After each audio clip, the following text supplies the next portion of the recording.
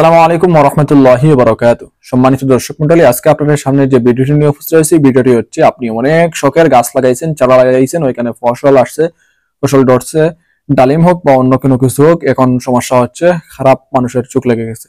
খারাপ মানুষের না, মানুষের চোখ লেগে গেছে, যার কারণে এটাতে সমস্যা দেখা দিছে। এখন ফল তেমন হচ্ছে না, আগে অনেক ফল ধরতো, কাঁঠাল ধরতো, এখন দেখা যায় কাঁঠাল বড় হওয়ার আগেই ফেটে যায়। ঠিক আছে, কাঁঠালের রোদ সহ্য করতে পারে না। ওইরকম পরিস্থিতি যদি হয়ে যায়, তাহলে নির্দিষ্ট কোনো মানুষকে আপনি টার্গেট করবেন না যে ওই মানুষটা দেখার কারণে এরকম হয়েছে, ওইরকম করবেন না। হয়তো এটাও হতে পারে যে কোনো মানুষের কোনো কিছু নয়, গাছের সমস্যা দেখা দিছে, এই জন্য এরকম হচ্ছে। ঠিক আছে, তো এটা আপনারা এমনিতে মানুষের চোখ লাগছে এরকম করে আপনারা তদবির করতে পারেন, সেটা সমস্যা নাই, কিন্তু কোনো মানুষকে আপনারা টার্গেট করবেন না। কারণ যতই হোক আপনি তো 100% বলতে পারবেন না। পরিস্থিতি যদি এরকম হয় যে আপনি যাকে সন্দেহ করতেছেন যদি সে হয়ে থাকে, তাইলে সে সে তার এরকম শরীর ফেটে যাবে।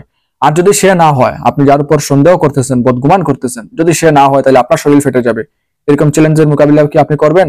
পশ্চিমকালেও আপনি এরকম চ্যালেঞ্জের মোকাবিলা করবেন না। তার মানে এটা সন্দেহের উপর আপনি যাকে দোষারোপ করতেছেন, তো এরকম করবেন না। সে দোষী হয়ে থাকলে তাকে ছেড়ে দিবেন। ঠিক আছে, সন্দেহ করার কোনো প্রয়োজন নেই। আপনি তদবির করলে আপনার গাছ ঠিক হয়ে গেলে, ফসল ঠিক হয়ে গেলেই তো হয়, তাই না? তো এটা করবেন, ইনশাল্লাহ অত্যন্ত উপকার পাবেন।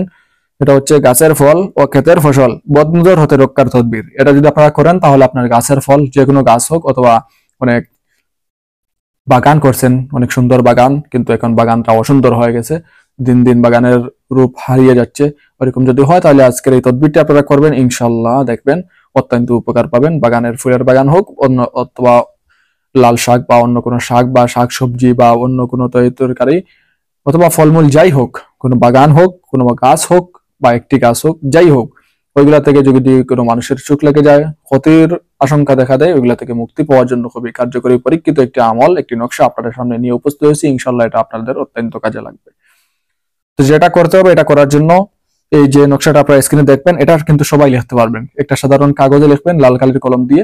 ওইটা লেখার পর, ওইটা যারা লেখাপড়া জানেন না তারাও লিখতে পারবেন, যেহেতু এখানে শুধু সংখ্যা রয়েছে আর কোনো কিছু নেই। ওই সংখ্যাগুলো আপনারা লিখবেন। লেখার পরে আপনার ফসল জমি যদি হয়, তাহলে জমিতে আপনি পুঁতে রাখবেন। আর যদি আপনার মাঠ হয় অথবা একটি গাছ হয়, তাহলে একটি গাছ যাদের, তারা ওই গাছের মধ্যে ঝুলিয়ে দিবেন। যদি 3-4টা গাছও হয়, এখানে গাছের মধ্যে ঝুলিয়ে দিবেন।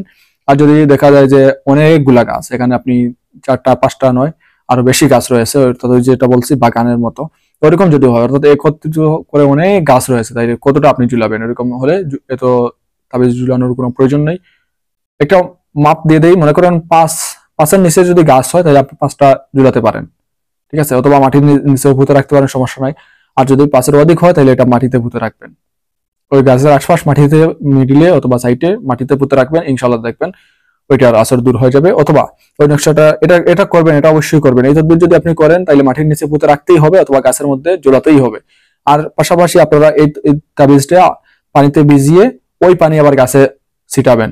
ঠিক আছে, গাছের গোড়ায় আপনার যে কোনো পানি দেন, সমস্যা নেই, কিন্তু ওই পানি গাছে ছিটাবেন, তাহলে ইনশাল্লাহ ফল ফসলাদি যদি মানুষের চোখ লেগে থাকে, ওইগুলা দূর হয়ে যাবে। আগের মতো ফল সুন্দর মতো হবে, বেশি বেশি ফল ধরবে ইনশাল্লাহ। ঠিক আছে, তো একটা মাশাআল্লাহ লিখে রাখতে পারেন, যাতে করে কেউ খারাপ চোখে যদি তাকায়, তাহলে ওই মাশাআল্লাহর দিকে চোখ যাবে, তখন সে আল্লাহর শুকরিয়া আদায় করবে, তখন আর চোখ লাগবে না।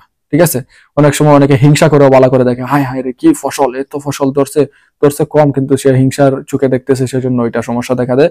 অর্থাৎ মানুষের ক্ষতি, এটা কিন্তু সঠিক, মানুষের ক্ষতি যে লাগে এটা এটা বাস্তব, কিন্তু কার ক্ষতি লাগছে এটা তো আপনি বলতে পারবেন না।